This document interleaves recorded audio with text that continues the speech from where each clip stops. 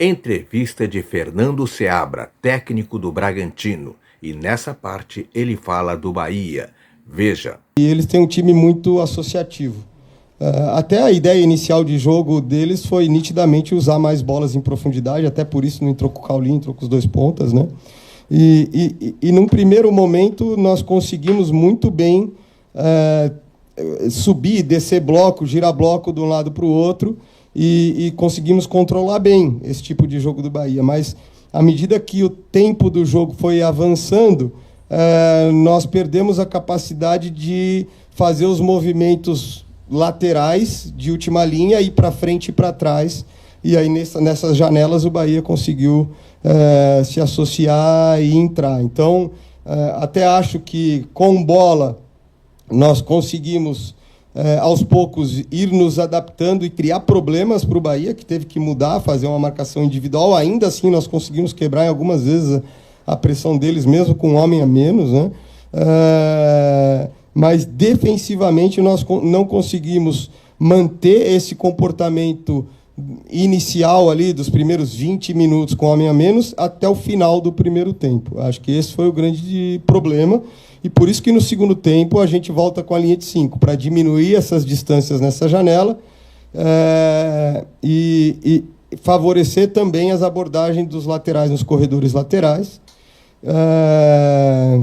E acabou que também, acho que em alguns momentos o Bahia consegue, se estivesse jogando 11 contra 11 também conseguiria quebrar, em alguns momentos empurrar, mas entendo que nós voltamos para o jogo, conseguimos ter algumas finalizações, roubadas de bola perto da área, e aí, durante o segundo tempo, nós perdemos um pouco de coordenação dessa linha média de 3 em alguns momentos, pela necessidade de superar, de, em alguns momentos, fazer pressão e de lidar com esse desgaste temporário. Em alguns momentos, faltou um pouco de coordenação nesse sentido. Chama muito atenção, como a pergunta anterior do seu colega, o lance do terceiro gol, a questão do Matheus, mas não, a gente não pode individualizar, tá certo? Tem uma coordenação, tem uma questão de preenchimento de espaço, né? E tem uma sequência toda da jogada para que a bola tenha chegado ali e a gente tivesse que fazer uma abordagem com atraso, né? Então, acho que são questões mais coletivas, sem dúvida. No primeiro tempo, iniciamos bem, perdemos a dinâmica da linha de 4 em alguns momentos e o Bahia explorou, e no segundo tempo perdemos um pouco da dinâmica da linha média e por isso também que a gente promoveu as trocas nesse setor. Hoje, é claro que não é a tônica do jogo, porque você está jogando com um a menos contra uma equipe qualificada, mas nós tivemos ações individuais de associação, de combinações de muita qualidade, embora não na quantidade que a gente necessitasse, dado o cenário do jogo. Mas eu entendo que nós precisamos seguir promovendo tanto esse desenvolvimento individual, que acho que está se tornando mais aparente, quanto coletivo. Teve alguns momentos do jogo, né, numa circunstância que você já está jogando com um a menos contra uma equipe que vai te sufocar, porque associa muito, porque tem boa posse de bola. Você consegue recuperar uma bola, sofre uma falta e você não tem vantagem, o árbitro não marca, e depois você sofre a segunda vez a falta, como foi o caso do Ramírez, o árbitro não marca, aí você tenta sair jogando, aí você já não tem mais opção, você perde a bola, aí não, eu dei vantagem. Não, que vantagem é essa, né?